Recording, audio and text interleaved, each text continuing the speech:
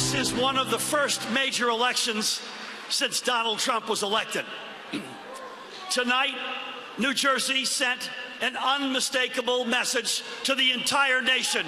We are better than this. In Virginia, it's going to take a doctor to heal our differences.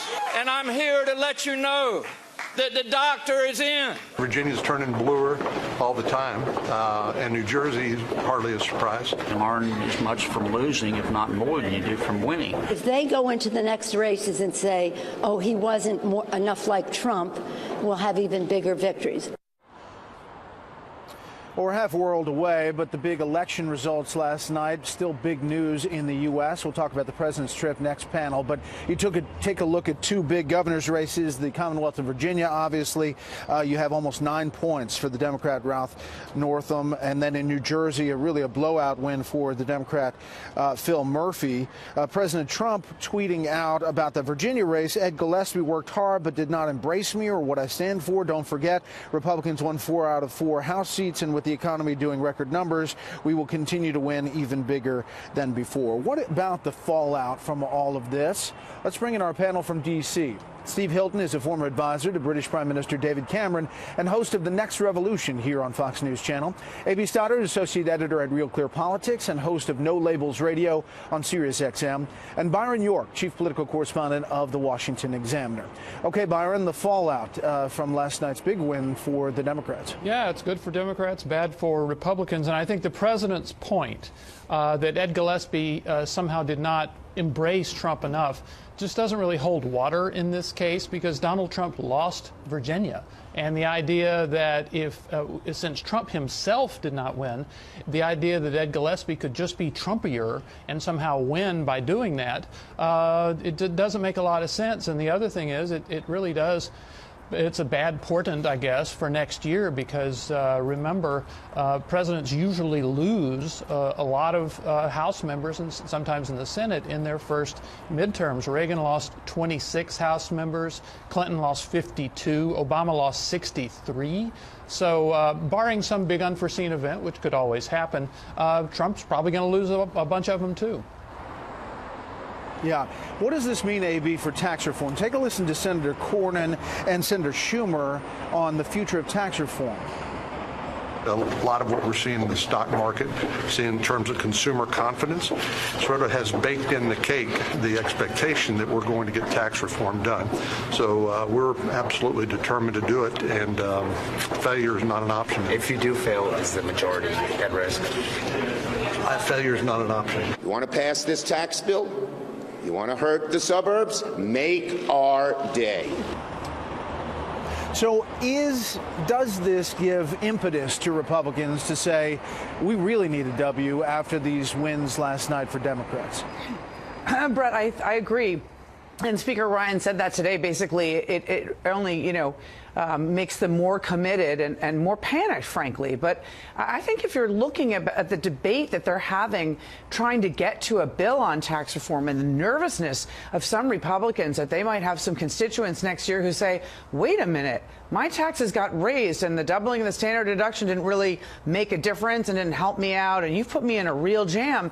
The problem is that passing and enacting tax reform at this point might not even save their majority. They can't go into the elections without passing it, but there's some nervousness now that this is going to be painted as the Democrats next year as a gift to donors and to corporate America, but not so much to the middle class. And if the polls, the polls show that this proposal, whatever it is, and of course it's fluid and changes every hour and is not remotely what will come out of the Senate ultimately and be conferenced by the two chambers, but the polling shows that what Americans think of it right now, it's unpopular. So this is a worry for Republicans, even if they pass it, that it might not be enough to save them. Yeah, by the way, we're hearing from our own Chad Pergram up on Capitol Hill that the markup probably is going to come out tomorrow from House Ways and Means, and there could be a significant change to what they've already been talking about coming out. So we will watch that very closely. Steve, what about this? Extrapolating out from an off-year election, some people say this means momentum for Democrats. This is really a harbinger of bad things to come for the Trump administration and Republicans. Others say, hey, listen, Virginia's gone the other way for every president president, in an off year? Well, Brett, as always, everyone wants to read into the results what they want to see. But if you're objective about it for a second, I think that there's a danger of overstating the degree to which this was only about Donald Trump, and therefore the lessons are all about the degree to which candidates and parties either oppose or embrace Donald Trump. I think one interesting thing, particularly about the Virginia elections, not just the governor race, but the state legislative elections, is that there was a huge amount of outside money, outside groups, and a lot of Silicon Valley involvement in terms of testing out new ways of recruiting candidates, turning out the vote, organizing campaigns. And it worked pretty well. And I think that should really ring alarm bells, not necessarily for the White House, but for the RNC, in terms of being outpaced organizationally, because all of that success that was proven in Virginia, that's going to be rolled out across the country in 2018, and particularly for the state legislature elections in 2020, which whoever controls those shapes the districts for the subsequent decade. And so there's really high stakes in getting high turnout for state legislative races, and the Democrats showed they know how to do that last night. Yeah, if anything else, it was a psychological momentum boost after a long string of losses for Democrats. Byron, I want to turn back to tax reform quickly. Senator Kennedy weighing in on how this is different from health care for the GOP. At this point in the health care debate, at least from my side of the aisle, it was just a free-for-all. I mean, people were standing up and giving ultimatums and saying, if you don't include this in the bill, I won't vote for it, or you added this to the bill and now I'm unhappy and I'm not going to vote for it. We've had none of that in terms of tax reform.